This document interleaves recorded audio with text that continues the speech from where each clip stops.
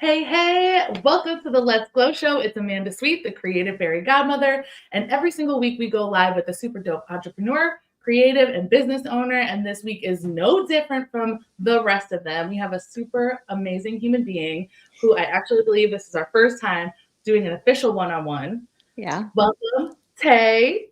Hi, thank you. Thank you so much for being here this morning. Oh, thank you for having me. Yes. As cliche as that is, but seriously, I'm so excited to be here. I know. I'm ready. And I love the Adele reel. I was In waiting full for fucking glam on a Wednesday morning. Wednesday morning. I was like, should I switch the whole show to be on Thursday just so everybody could do this every single week? Anyway. Here for it. But thank you for being here. I'm so excited to chat with you. Tell us all of your titles, all of the beautiful things that you do. Okay, so I'm Taylor Renee Miller-Goulait. I have a very sing-songy name, but you can call me Tay. So I'm the co-founder and owner of Monarch Coaching, which is like a leadership development organization that we have with my partner in crime, my also co-founder, but her name's Erica Rivera Jaramillo, or Erica, if you speak proper English. And with that, we do everything from like online trainings to in-person workshops. So we do a little bit of everything, but we can talk more about that later. And then what else I do is with Angela Bucciolato, who is the owner of the Resume Rescue. Her and I have we call it the Passion to Purpose community, or the community for short, which you've been super integral in. So thank you for that. So that's kind of like we don't really love the term networking, but it's basically a networking group. But to make really intentional connections instead of having, after hours at a bar where you're drinking and talking to the same people or getting hit on by creepy guys. It's going to be a little bit more intentional with workshops, or guest speakers coming in to kind of present on maybe what they do for work, or how they can help other local business owners or even just professionals in the area too. I'm a cat mom of two, Finnegan and Marceline. They are named after Adventure Time, which is one of my favorite cartoons. And they're so cute. They're sleeping and I did not want to let them in because they would be all over me. Are they like black and orange? So black, Marceline is the vampire queen. She's the best. She's on my all black kitty cat. And then she's the sweetest animal ever. And then I have Finn, who is my adventurer. He's younger and he's a tabby. So like black and brown with kind of an orange belly. He's adorable, but he's annoying. So I love it. I've watched Adventure Time like 4 times. It's just one of those shows where it has some elements of adult humor in there. So my dad loved watching cartoons. So he was watching it on Cartoon Network one day. And I remember living at home with my parents and I was like, what is this show? It's so funny. Right. But anyway, and then I am a wife as of this year. So my husband and I have been together for 12 years. But we just got married in April of this year. So that's where why? What's that? Any particular reason why? Because I got a couple friends that are in like long-term relationships that are maybe one day. Yeah. But they're at the 11, 12 mark. So just to give them a glimmer of hope. Like, why did you wait so long? So I'm going to be honest. He's my best friend. I love him. I cannot picture living without him. And I know he feels the same about me, but I needed health insurance this year because I left my full-time corporate job and I was like, we got to get married. It's not very romantic and I want to get married to you and I love you, but I need health insurance. So in April, we eloped very small. We paid $15 to get married at the Troy courthouse here. And then we did like a little intimate brunch at one of our favorite restaurants, and we live in Clawson, so we kept it very local, very small. It was very sweet. Yeah. So like before then you weren't like wedding hungry? No, I've never been I don't like to celebrate me. I shouldn't say it like that because I freaking love my birthday, and I'm like, when it's my birthday, it's all of August. I'm a Leo, so obviously I love my birthday. Yeah. That explains a lot. Yeah. Right. One I love talking to comment people. makes a Look at lot of me. sense to me. I Okay. do have a And lot of Leo energy. I'm a Hmm. Capricorn, and Capricorns and Leos like click like that. So We like vibe. it makes I sense. love it. Anyway, Yeah. Yeah. But I've just never, I don't like planning things to celebrate myself. You know what I mean? I don't know. There's something about that where I'm like, I would rather save the 10 grand and just, like I said, spend $15 at the courthouse and not have to worry about a credit card bill that I can't really afford. So, and the both of us have been very chill. And I think it's one of those things like we have a house, we bought a house together, we have 2 cats together. y'all were already married. Yeah, like it's kind of Yeah. already there. It just wasn't legal, you know?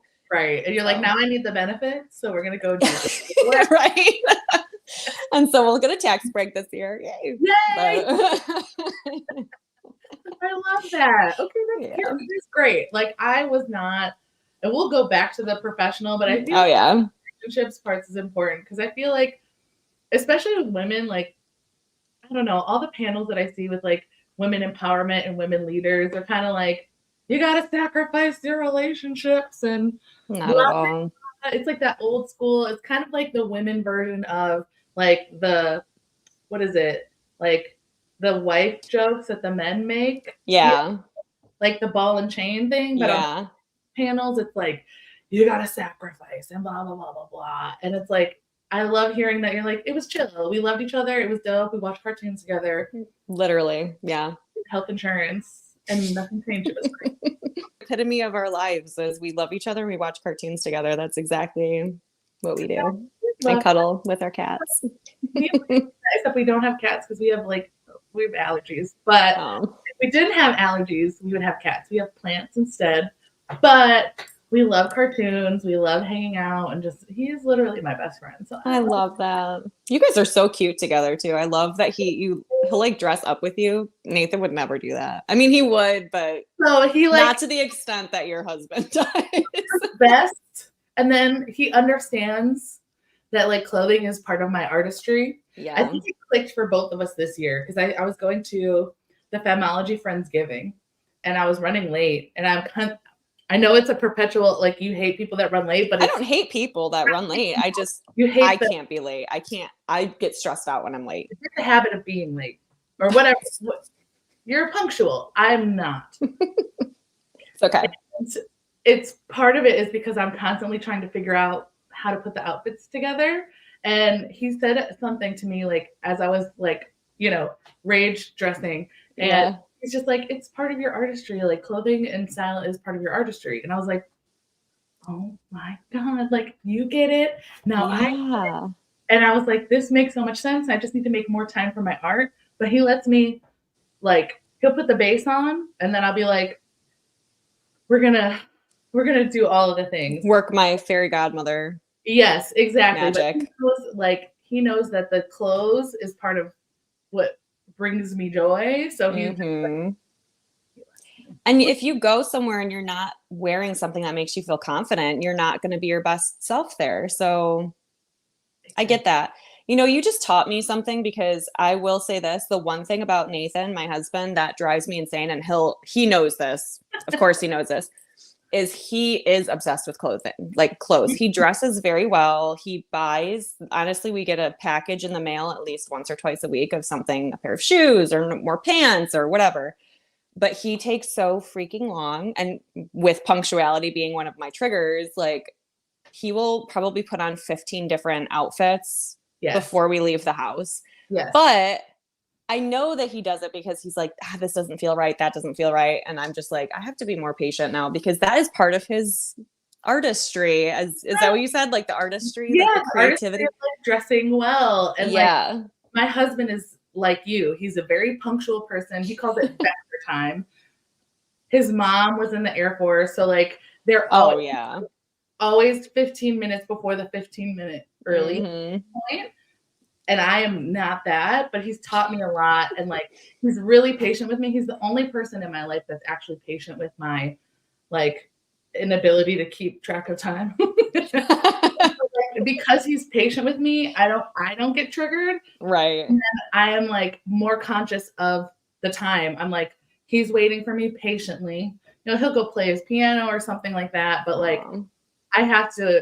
I'm getting better at my time formulas. Yeah. Every single time I have to do something, I'm like, help me with my time math. He'll be like, okay, well, how long is it going to take you to get there? And he's like, pull up the map. And I'm like, 35 minutes. He's like, okay, so it's going to take you 40 minutes to get there. It's going to take you 1 hour to get ready. You're going to snooze for 30 minutes plus 30 minutes. He's like, what time do you have to wake up? And I'm like, just tell me. He's like, what time do you have to wake up? You do the math. He's like, you can do it. I'm like, just tell me. Oh, that's so funny. That's when Nathan and I first started dating.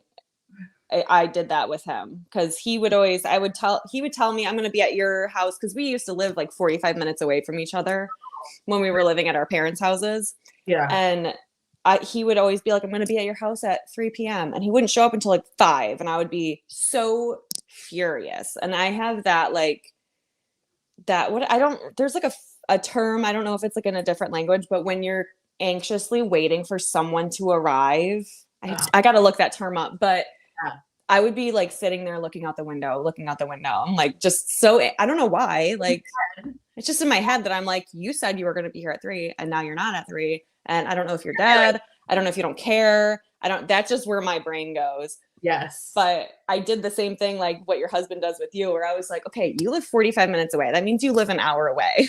So it takes you like an hour to get ready.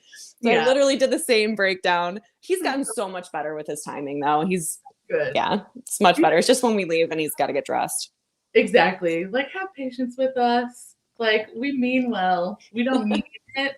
Right. It's the ADD brain. It's it's all the things, but we want to be punctual. We want to. That is the truth. Like, we want for sure. I get it. And he's never been like diagnosed with ADD, but he gets like super hyper focused on different things and starts projects and doesn't finish them. And sorry, I don't mean to be bashing my husband. He probably won't watch this anyway. He doesn't like watching me on. It's not a bashing. It's just the reality of life and being a linear person in a relationship with someone who is like zigzaggy. It's just part of our experience. Like, I am the zigzaggy person in our relationship, and he's really good at handling that. And it's a dynamic that a lot of people have, and it's not bashing. It's just the reality that it's like, as someone who's linear or someone who's punctual, you probably like to complete projects. You probably to put a cap on it and be like, that's done. Check it off my list. Tie a nice bow. Mm-hmm. Yeah. And that's the way your brain works. And that's a good thing. And that's probably why you guys are attracted to each other. Because he gives you a little spontaneity and you give him a little structure. And together you're just like beautiful, harmonious, wonderful couple, I'm sure. Well said. Yes, we are. It's been 12 years and we weren't like married for over half of that. So I love that. Yeah. Okay. Enough about husbands. As much as we love them, I do love my husband. Yes. Okay. So let's talk a bit about your businesses. You've got 2 businesses up and running. I heard that you said you got 3 jobs. Yeah. Is that including the 2 companies? No. Okay. So I'm like, dang. I know. So when I left my corporate job, I was like living off of my 401k. That's how I kind of started my business, was I just took out the money that I had, which if you are thinking of starting a business and you have enough money to live off of that, I highly recommend doing it because I think it was a good move for me. Like, I just want to stop there. That was like penalized, not allowed. It is. Okay. So like, how did you come up with that decision, and like, how did you manage that? Because I feel like I've never heard anybody say that to me directly. Like I recommend you delete your retirement fund, basically. But you are retired from that particular role and you're transitioning into another. But like, what did you learn from that experience? I will tell you this, and I will give credit where credit's due. So my vice president from where I came from, she's a very good friend of mine. I'm very close with her. Her name is Renee Harmon. So she knew that I was planning on starting my own company when we were working together. She knew it for like about a year, and she's an incredibly supportive woman. And if you don't really know her, do you know Julie Seymour at all? Mm-hmm. She was in like Royal Oak Chamber of Commerce. Well, so that's her wife. But so the 2 of them together have just been like very integral in my planning and starting and the idea of having a business. And when I told Renee this, the biggest thing that was stopping me was money. Like I wasn't necessarily living paycheck to paycheck when I was there, but I also was like, I wasn't saving anything either. So she helped me a lot with the financial planning part of it. And at one point she was like, what's in your 401k? And I was like, I didn't even know I could consider taking that out. And she's in her 60s now, and she's been great with money. She's a very responsible adult. So when I heard her saying, why don't you just take your 401k out? And I had some stocks with the company that I worked at too. Like, why don't you just like take your stocks out and everything? So I did. And I had enough money to live off of for about 6 months with that. Oh. And the cool part was also I got fired technically from my job. So, which is a whole nother story. But because of that, though, I was able to collect unemployment. So if you're thinking of starting a business, take your 401k out and get fired from your job, and you can get unemployment. That's the way to do it. Oh my God. I couldn't even imagine firing someone like you. That must have been like a huge, I don't know. Like, it was a very interesting. We don't have to talk about it. We have conspiracy theories about it. I mean, I can talk a little bit. It was just a very was like conspiring in your favor, because it sounds like you for sure that. And there's a part of me that kind of thinks that was a little bit kind of true in a way of like, okay, well, I don't know, like okay, do you want me to tell? I'll share the story of how I got fired. I got ready to go. So I worked here. I worked at this company. Loved working at this company for like 5 years, a little bit less than 5 years. And I worked my way up from a coordinator, which is basically scheduling and just mostly scheduling and planning out different coaching sessions for leaders to meet with their leadership coach, and scheduling trainings, leadership trainings for different leaders, a lot of logistics. And then I grew into like more of a creative role and that role. So I was balancing instructional design is what it's called, which is the people that make the PowerPoints and the workbooks and all those cool, like fun activities and stuff. I was the person that was making all those. And then I just kept taking on additional responsibilities. So long story short, I ended up leading a team there. So going from like very entry level to leading a team of instructional designers and coordinators. Wow. And I directly reported to Renee, my VP. Her and I worked very well together, because you talk about someone who's zigzaggy. She's a zigzaggy person. So, and I'm a very like, I don't know if that's she was a great big idea person, and I would be like, let's see if we can make that idea actually work. Which a lot of times we did. We made it work. But so I say all that to kind of I was a very integral part of growing that team. It was the leadership development team. It was, we trained everybody from very entry-level leaders, who were kind of my specialty, up into like the executives. And we would coach them and train them. And we grew that team. There was only 4 of us when I started there, and there were 17 when I left. And it was such we still hang out. We still keep in touch with each other. We're very close. All of us are very close.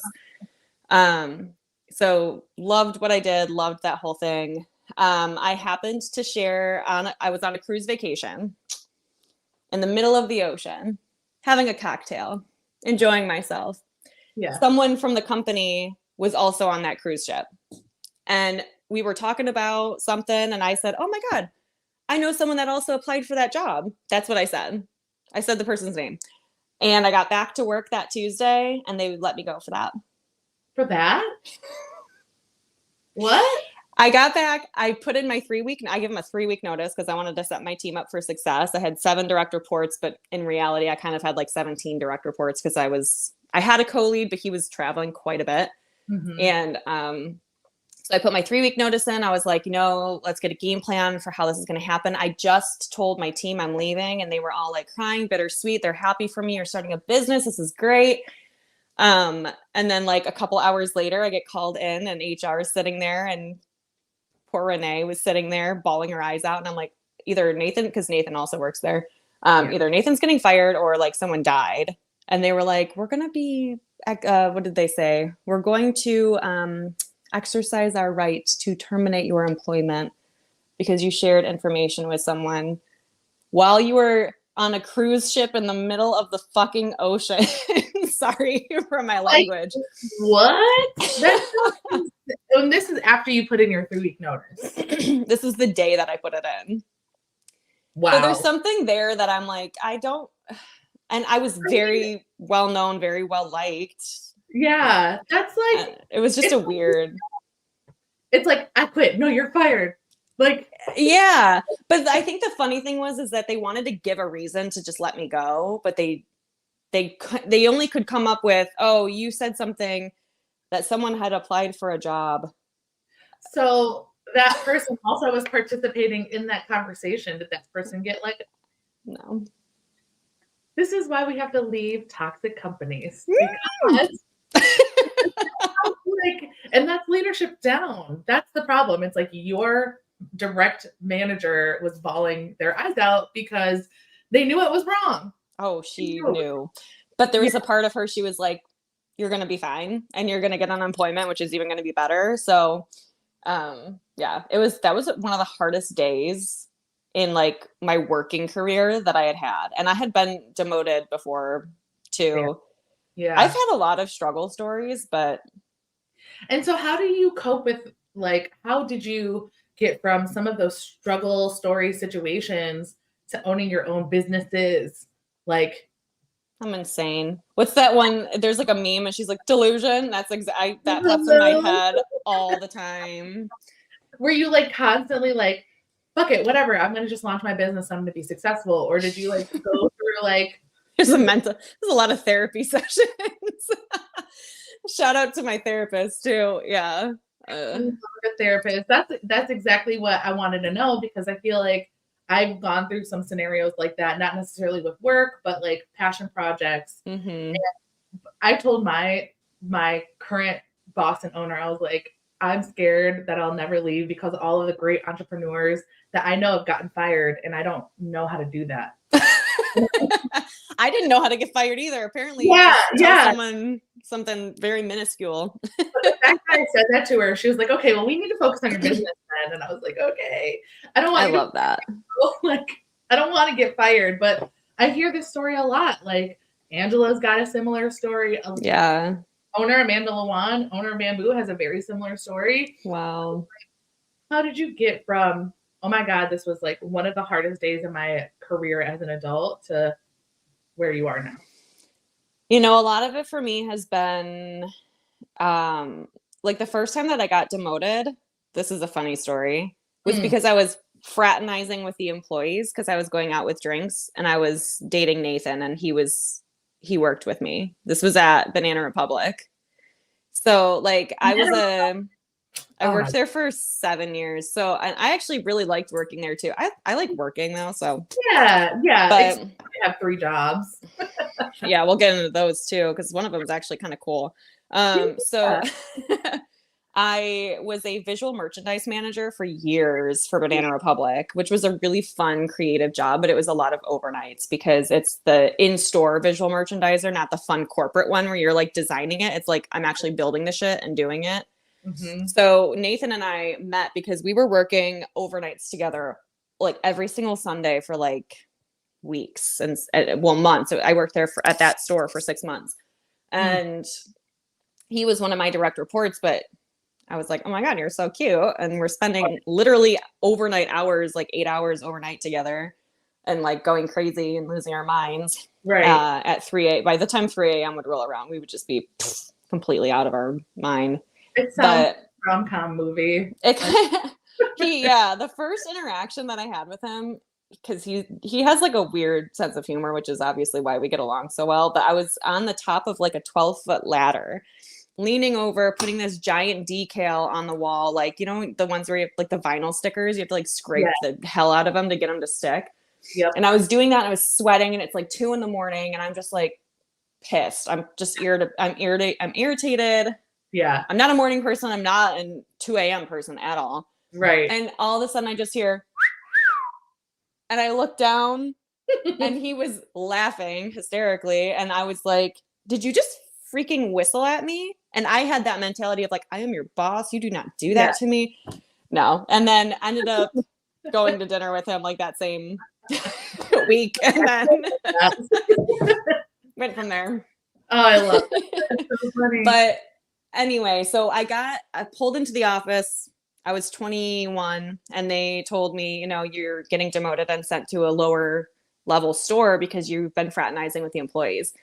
So I was a visual merchandise manager. I got demoted to employee and just sent to a different store that was not doing very well, and ended up working my way up to an assistant store manager at that store. And again, I like working. Yeah. And so I worked in retail for 10 years before I had my leadership development, like corporate job. And I had always just I excelled in that role. I think because I really like working with people, but I just really like working. So I would always like you're good at getting people to feel comfortable and open up and really lean into themselves. Thank you. Also lean into yourself, because like taking on leadership roles, I feel like we're kindred spirits in this way. Like anywhere I enter, like just somehow I'm like, how did I get the keys? Like, why am I responsible for this? Yeah, why am I not responsible for everyone, even though I like started off as an hourly intern, like, but yes. Yeah. Just badass ambitious women. That's what that is. Yeah. I'm bossy. Authority. It's like, okay, so I just started listening to this book this morning. One of my amazing mentors, Mimi Brown, she's the president of the National Speakers Association of Michigan. Shout out to Mimi Brown. Cool. We were on the phone yesterday and she was like, you need to listen to this book called Rocket Fuel. Have you heard of Rocket Fuel? Mm-mm. So I literally just started listening to it while I was doing my makeup this morning, so I didn't get that far in. But basically it's talking about how there's the visionary, and the other word is, it starts with an I. Not innovator, but like you said it earlier. You said at the time when you were working with Renee, that was your previous boss? Yeah. Yes. There's like the person. Keep going. Integral? No. Okay. So there's the person that has all of the big ideas, the big vision, and then there's the person that can make the vision possible. Okay. The details person. Yeah. And that's the visionary person. Yeah. But it sounds like you like to get shit done. And it sounds like you're that person. And it'll come to me by the time I finish the book. I know. Now I'm just trying to think of what word I used. I gotta look, because basically they're saying that like without those two parts of the puzzle, most businesses are not successful, because either the person that's the visionary just can't execute and get it to a place where, the integrator, the visionary, the integrator. You were so close. Yeah. Yes. This is called Rocket Fuel, the book that I'm listening to, but it's basically going to break down those two roles, why they're important, how to find the perfect one. And it sounds like you're really good at seeing the big picture, understanding how it works, understanding how to get shit done and get people to do it for you. Really good manager, really good, like active delegators. Yes. Like someone that gets people to move, versus the person that's like, we're passionate about this. This is what's possible. Here's where we're going to get, and we can get there, but that person's living over there. Yeah. We need the person that's here to get us there. So the integrator. Yes, I like that. I do think a lot of why I do what I do is I get so much satisfaction from completing a project. Like I love things like I love painting a house because you can see the finished product. I love wrapping a present because you can see the finished product. I love stuff like that. And if I start a project, I will finish it. So we should connect on this too, because I like to sew, but my sewing machine's been broken for like 5 years and I'm just too lazy to take it in. It's fine. But I actually have a bust form literally right here. I love it. So you know how to sew, or okay. I do.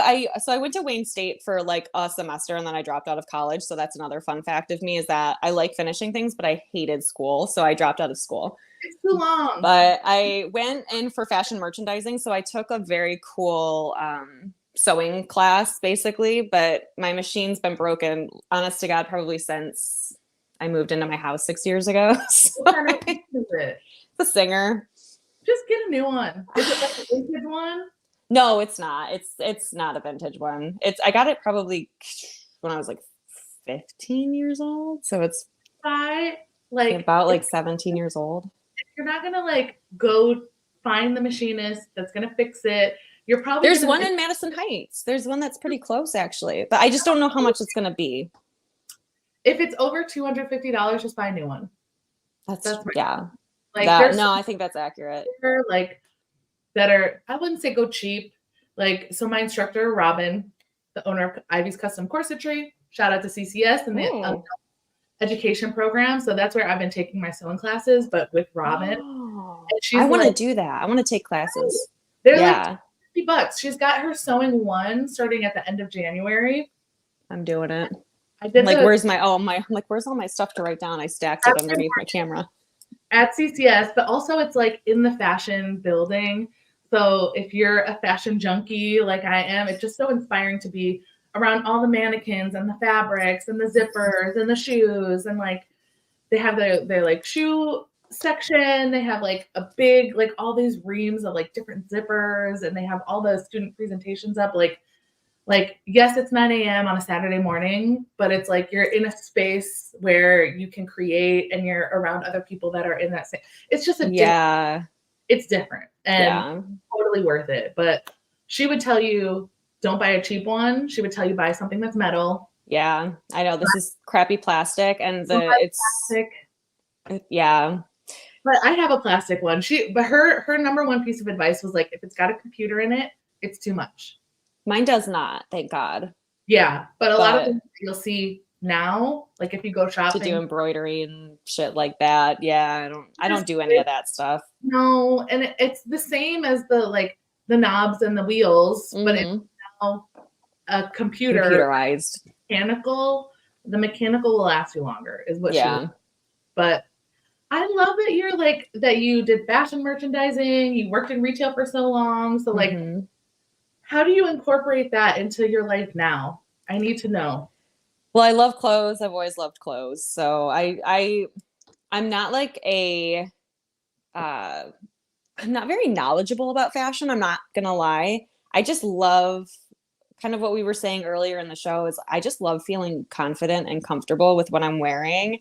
I have a very neutral palette. Like you and I are like yin and yang when it comes to clothing, I think, because you are so vibrant and but yes, you're a zigzag and I'm a straight line. And I say that as a term of endearment for both of us. Exactly. Like I saw something I'm not super knowledgeable about fashion either. I just am passionate about clothes. Yeah. And like texture. I love texture and color and stuff like that. And now that I'm learning how to sew, it's definitely becoming more of a passion, and the revamp, the sustainable clothing swaps, of course. But I saw this video the other day and it was talking about color palettes for people. And it makes sense that you have a neutral color palette because they were saying that people who have a lack of, so your hair color is similar to your skin color. If you were to do bold, bright colors and like color blocking, it would drown you out. Yeah. I can't remember what she said, what the terminology was, but because my hair is so starkly different from my skin tone, I will be washed out with the neutral palette. Oh yeah, I can't picture you wearing neutral like this sweater. I could not picture you wearing something like this without like a big necklace or like a hat or something crazy, because it would be close to my skin color and it would just drown me out and I would look tired. I know when I wear the wrong things because people are like, "Are you okay?" You look tired. You look tired. I'm like, thanks, asshole. But it makes sense. Like you're blonde with the light skin, and it like you pop more when you're in neutral palettes, which is what we want. You know, you to pop. Yeah, not that. It's so funny. Yeah, I love that. I had no idea. Yeah, I know. That's why I was like, this is going to be interesting to see what comes out, because I feel like we have a lot more in common than I would have thought. Absolutely. But like seeing you sewing on your Instagram and stuff like that, I was like, oh, I'll have to share some of the costumes that I've made. What costumes have you made? Okay, so we would go to Theater Bazaar in Detroit every year. It was closed this year and I was so sad. But I've made, well, my company's name is Monarch. This is years before. I made a blue Monarch like cape one time, and I had like a turban, like almost kind of 1920s gypsy-esque type. Like, I know that term's not PC anymore. I don't know what other term, fortune teller type term. I don't know. You know what I'm trying to say. Sorry if I just offended anyone. I'm still learning. It was not malicious. It was unintentional. Yes. So I did that. I've been a wind-up doll. So I made like a doll dress, an apron. I do like taking already made stuff and turning it into other things. I'm just gonna have to like show you a bunch of the pictures because I've made. We're gonna have to play. You're gonna have to come see my basement because it's filled to the brim. Have you gone to Arts and Scraps? We got to shout out Arts and Scraps. Shout out to Ange, executive director there. Ooh. Amazing human. But Arts and Scraps is a secondhand craft store. So, oh God, I'm already obsessed. You can buy all of your sewing notions for like less than $10. Like you can buy a sewing machine from Arts and Scraps. They have a bunch of them. Really? Room, and they have basically like it's $8 to fill a bag, and the bags are like they're big. We're going. It's crazy. It's like, and the first time I went, so Breezy's been DJing there. He's got this like weird current gig, which is amazing. That's so cool. I'm like, pay him to go be in a crafty place and just like set the vibe. He's DJing at a craft shop? Yes. What? They hire him like once a month. And I'm like, are you serious? That's so cool. For everybody involved. Like, this is great. But that's so funny. His first gig there, they usually hire him on like a big sale day. So his first gig there, it was like $8 to fill a bag and like $5 fill a bag from the fabrics. It was like a huge fabric sale. Damn. It's everywhere. So me and his mom, who used to sew a lot of her clothes, she was like, you need to learn how to sew. And I was like, I have a sewing machine. And she's like, why don't you know how to use it? And I was like, I don't know. And it's intimidating. She was like, you need to learn. We're going to figure this out. You're going to match how much I spend here. And I was like, okay. We spent $100. Oh, and it's $5 for when things are like 5 cents. Wow. For 5 cents. So literally, I have so much fabric. I have so much fabric from that. And I still go and they have like all kinds of like secondhand patterns, all the vintage patterns, you know. So if you're looking, and you know, patterns are expensive. So yes. 3 cents, 5 cents, 2 cents. I'm like, oh my God. That's insane. Take all of them and fill this bag. I literally stuffed a bag to the brim of patterns. And it's now sitting in like this huge luggage bag because I put all of my sewing stuff in luggage bags because they have wheels. That makes sense. Yeah, exactly. So it's crazy. We need to go. I would love to. We'll get your next project completed. Well, I need to get my next project completed too. Yeah, that's my struggle right now has been I am so busy. I don't have time to, I'm so busy. Don't have time to sew. Yes. What's that? Mm-mm. I was just going to say, I just got something from Regeneration. Yay! Super cute mock neck, black, longer, kind of like tunic sweater with like gold threading through it. So cute, but it's like a little bit too big. So I wanted to take it in. And then I wanted to add like almost like a feathery cuff to it and to the bottom so I could wear it for like New Year's. And when I got my machine out, I was like, I'm going to try and fix it. Oh, I think I fucked it up even more. It's bad. So I'm like, it just tears. It just like the tension's so messed up on it that it's like the tension meter is broken. So I'm like, damn it. So it's just sitting in my bedroom and I'm so stressed. I tried to hand sew it. What a joke. So hand sewing a knit is really, really hard. I love this. Oh my gosh. Okay, so that's why I've been going to theater lately. I've been going to see a lot of Broadway musicals because I'm like, it gives the costumes, the excuse to get like just over the top, like wear like 7 different furs if I want to, and the drama, and then like the costumes. So like we're always looking for people to come with us. I love going to the theater. I love to go to the theater. Some people are not into it. I'm like, I'm gonna saw Frozen on Broadway, and they're like, cool. No, like, I would love it. Also saw Mrs. Doubtfire. I have seen like this year. It's just like I'm on a mission. I'm like, I want to see every single one. I haven't been to a play in years, actually. Like We two. used to go, we would have like a girl, my mother-in-law and my sister-in-laws, we would have like a girls' weekend every year, and we'd go to Chicago and we'd see like a play when we go there. But God, I think the last time that we did that together was probably in 2000. Trying to think what year my niece was born. She's 7, so 7 years ago, probably. It's Yeah. so Wicked's coming to town. Who is? Wicked. Oh, so is Santa Claus. Just kidding. Yeah. I saw the Grinch. Stupid. That was cute. I did see the Grinch, and that was a really cute play. It was so well done, and the costumes were so fun. It was They were good. so fun. I was like, I want to be a Who like today. Like, Yeah. I need to do this. Take me to Okay, Whoville. enough about fashion. Let's talk about Monarch Coaching, passion to purpose, the community, and then whatever third job. Because I feel like I want to hear all of that. Yeah. Okay. So Monarch, right now, we are kind of in a transitional period in our lives. So we just launched in January. So it's almost a year that we're like, we started our business in August of 2022, but we like launched it in January. Sure. But we are still, that's like a figure shit out kind of year, your first year as a business owner. So we did a lot of trial and error. We had a couple clients, got really great feedback, but a lot of the requests and a lot of the like, oh, I wish that you offered that. I would use you if you had that, was online courses, which we have both Erica and I have experience in building those. I just wanted to do more like in-person workshops and like one-on-one coaching when we launched, but now we're in the thick of building a bunch of online courses, which is not easy, but I think it's going to be a lot more fruitful. And I think the cool part of that is it's going to be a lot more passive income once we start to like actually have them built and everything. It's just a lot of work up front. Yeah. So if anyone has ever built online trainings, it's a lot of work. So we're doing a lot of writing. What we're doing is voiceovers and live videos, like live video, not like this live, but like just ourselves talking and stuff. So it's been a lot of writing scripts, reviewing scripts, voice recording, creating like cartoon video scenarios, filming ourselves talking, putting this all together, and then putting it into our website.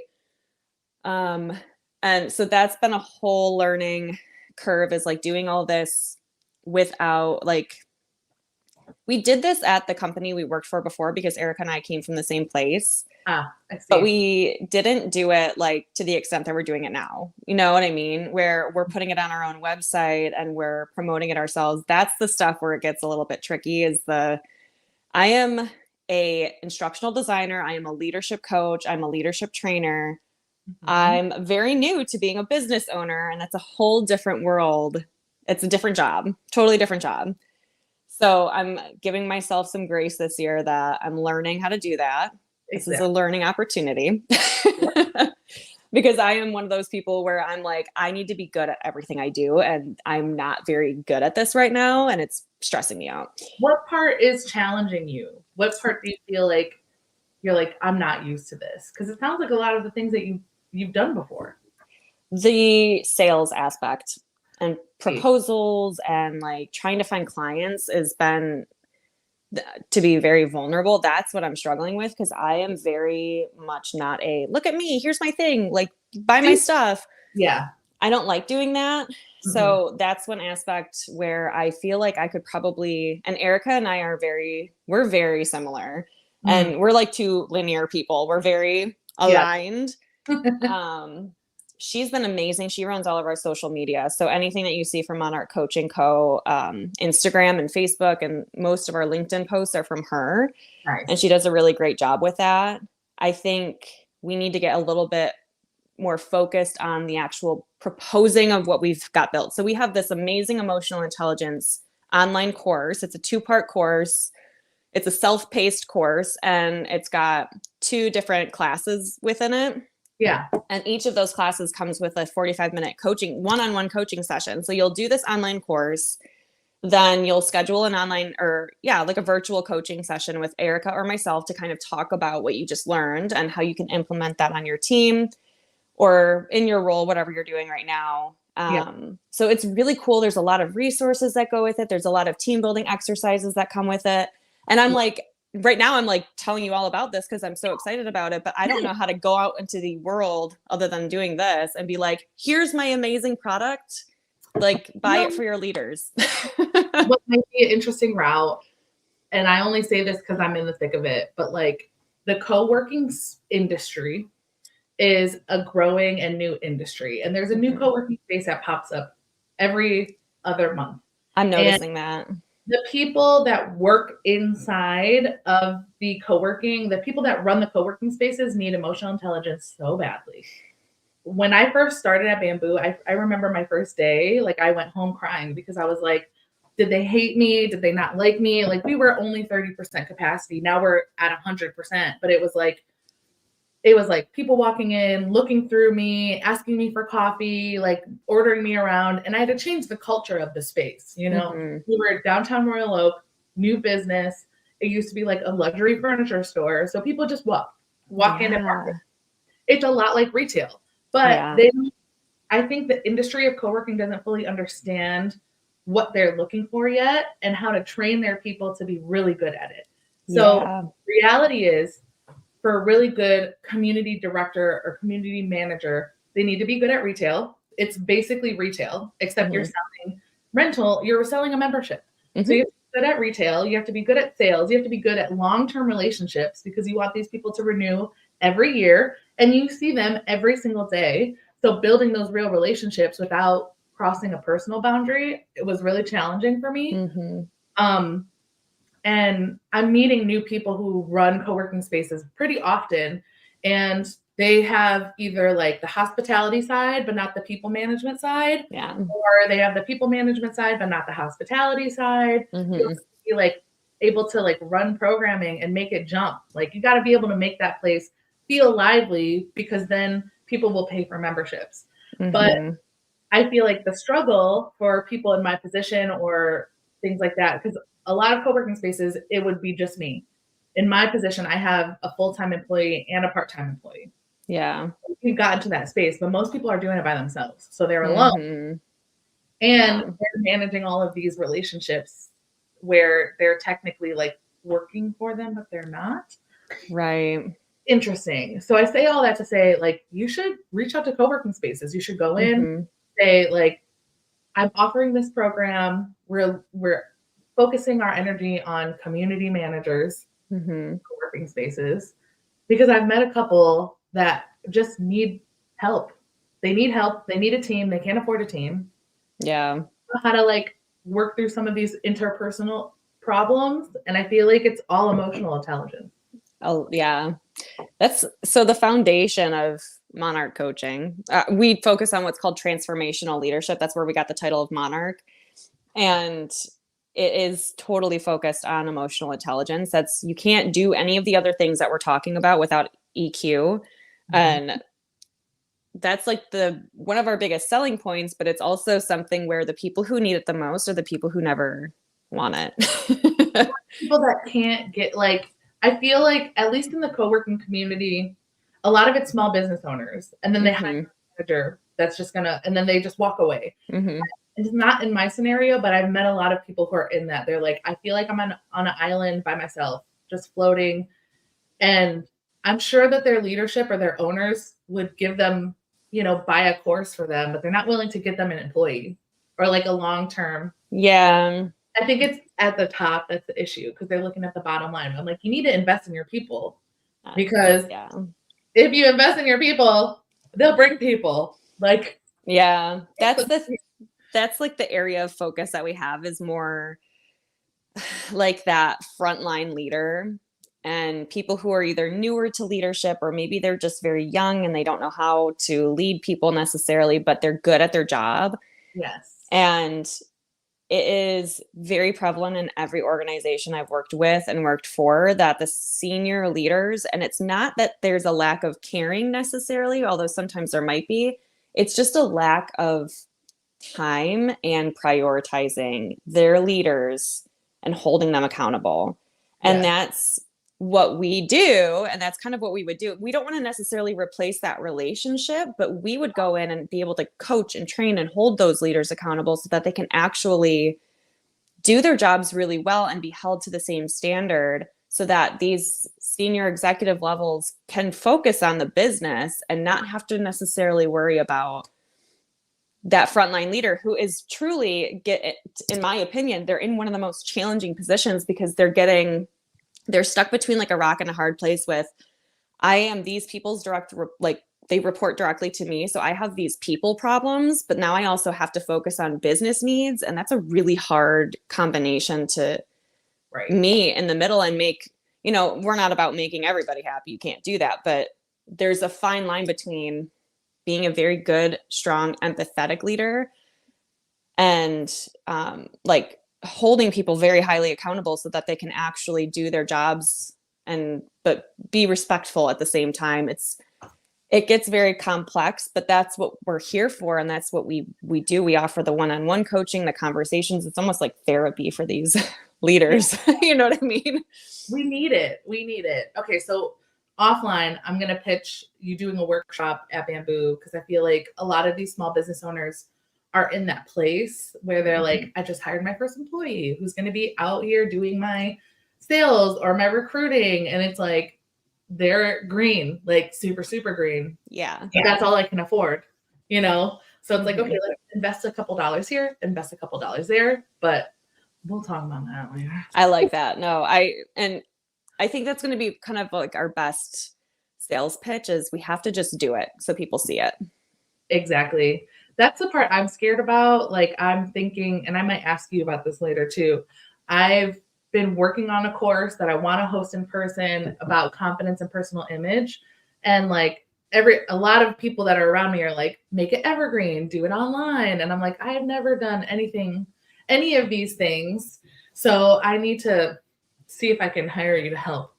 Yeah, no, I'm all about making things evergreen so that you don't have to keep redoing everything that you do. Cause that's something that I get in the habit of. I like new things. And so Erica is wonderful. She's like, just copy and paste, just reuse it. Stop redoing everything. Just let's reuse it and just tailor it to what, no pun intended, tailor it to what we need for that client. Like make it a little bit more specific to that client. Yeah.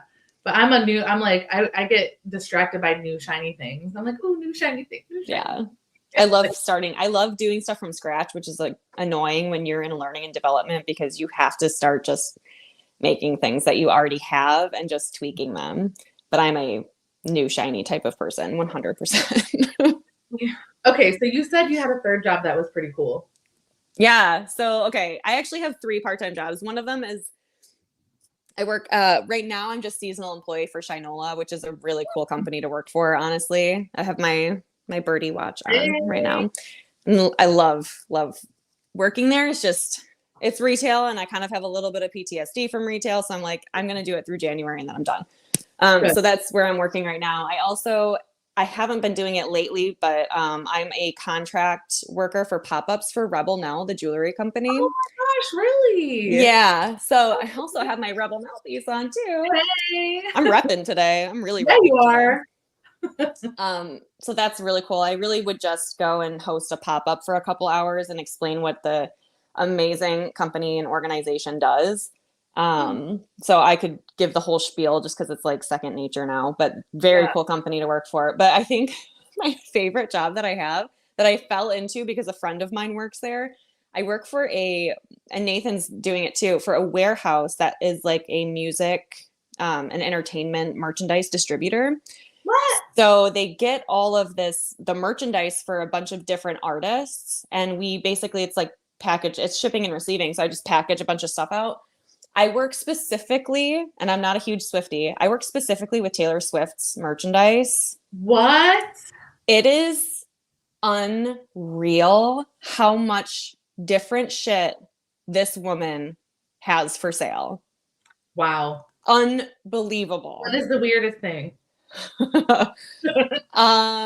There's I don't even know. Like there's clocks, there's pajama sets, there's a backpack, there's teacups, shit ton of ornaments, like over 70 different kinds of ornaments. There's like I don't know anything really about Taylor Swift, so not a big Swiftie. I don't not like her. I just, nah. Yeah. Yeah. But from one Taylor to another, I can respect what she's doing because she's a great businesswoman. Yep. I don't know. I feel like there's so many weird things. There's like just a cheap rain poncho that just has her face all over it. That's weird. Like earbud cases. There's so many different things. I'll have to try and think of like the weirdest thing that I found because there's over 1,000 different pieces. 100%. My God. It's so crazy. So that's all I do. Like tonight from like 5 p.m. to 10 p.m. I'm going to go to this warehouse and I'm going to package up probably over 1,000 units of Taylor Swift merchandise. Wow. And you have a Swiftie? You're like, what? Are you getting drawn into the pandemonium? I think it's pushing me further and further away, to be honest, because I just am like, the capitalism is blowing my mind that she spends so much money on getting all this shit produced and it's cheap and it's not great. Like, people are buying it. People are buying it in like drones. It's crazy. It's really insane. Okay, so you actually do have 3 part-time jobs outside of your businesses. So like, how? I don't know. I was thinking that yesterday. I was like, all of the things that I did yesterday, like I woke up, I did laundry. Me and Erica worked a little bit. I worked for about 3 or 4 hours on Monarch stuff. Yeah. I went grocery shopping. I worked at Shinola for 5.5 hours. I came home and I baked cookies. I don't know. I do a lot of things in my house. Is it the doing a bunch of different things throughout the week exciting, or is it like just out of necessity that you have these like not committal positions? Like, why? Well, I will say like the part-time jobs are definitely out of necessity because my 401k money is gone now and I'm not getting unemployment anymore. Right. So that part, like when the funds started dwindling, I was like, okay, well, I'm making very little money with Monarch right now, manifesting very good things in the future, but I need to be realistic. Yeah, it's a build-up year for me, and next year, this coming year, will probably still be kind of a build-up year for us. Mm-hmm. But so I'm being realistic for that. So I did my initial first part-time job was retail. I actually went back to Banana Republic for a hot second, and then I was like, this is too much for me. I worked there for so long, and I'm just like, no. Love the company again. I just was like, no. So, and then the warehouse job came up, and that's actually pretty decent money for a part-time job. It's much more than retail is. So I'm going to probably stick with that out of necessity. And then Rebel Now is just fun. It's a fun, I love it. And it's a really cool local brand. Yeah. And the women that run it are amazing. And it's like one's internal. You don't really have to do a lot of like peopling. The other ones you can like get out there, meet people in the community. Yeah. Like, I see. It makes sense. It makes sense. Yeah. Like one's kind of social and the other is very like, I'm just doing my own thing all day. Yeah. Like you kind of, I only do it for like 4 or 5 hours. So I do, I work 5 nights a week pretty much. And then my weekends, I'm either working with Shinola a couple days or like a couple hours, but I have like my Sundays are off. Like I don't do, we have other things like social stuff that we do on Sundays, but it's pretty much an off day for me. So I make sure that I've got some time. Right. You got to rest. You got to watch your cartoons with your hubby. Yes. Yeah. We're overdue for some cartoons, honestly. Yeah. There's a lot of good ones out there. I can make a whole bunch of recommendations, but yeah. I love that. Okay, cool. We like that hour. I know. Flew by. That did fly by. I'm like, I have so many more questions, but we'll just have to do a part 2. I'm totally here for it. Yeah. Appreciate you. Okay, what's one last piece of advice that you have for the people watching? I'll tell you what my theme of this year has been, which is just be patient with yourself. Because if you feel that something is the right thing to do, it is the right thing to do. And I have second guessed myself a lot this year, especially financially. Yeah. But I still feel like I'm going to be in a much better spot. It's just good things take time. So just be very patient and just be persistent, because what you want to happen will happen if you work hard enough for it and you're consistent. Yeah. I love it. Where can people find you in all of your businesses and all of your shenanigans. All of the shenanigans. So if you want my own shenanigans, you can follow me at Taylor Miller-Goulait on Instagram. I love posting stupid reels and stuff like that. So those are always fun. That's kind of also how I decompress, is I like to just make silly stuff like that. But for Monarch, we are at Monarch Coaching Co. That's for Facebook and LinkedIn, or Facebook and Instagram. LinkedIn, we're at Monarch Coaching Co. Detroit. And then Passion to Purpose is Passion to Purpose Community is Instagram and Facebook. And we do have a Passion to Purpose page on LinkedIn as well. And then if you want to reach out to me personally, you can email it's taylor@monarchcoachingco.com. But yeah, or you can DM me on Instagram. I'll take a DM. Yeah. Take a day. Tay, thank you so much for your time today. I feel like this is going to bubble into a beautiful friendship. I 100% agree. Yeah. We have in common. It's crazy. I'm so grateful for you. Thank you for getting up early and getting all glammed up for me today. My pleasure. You and my friends watching. This was the Let's Glow Show. My name is Amanda Sweet, the Creative Fairy Godmother. We come every week talking to amazing people. We are taking the next 2 weeks off, but we'll be back. So stick around and we'll see you in a couple weeks. Have a great one. Bye. Bye.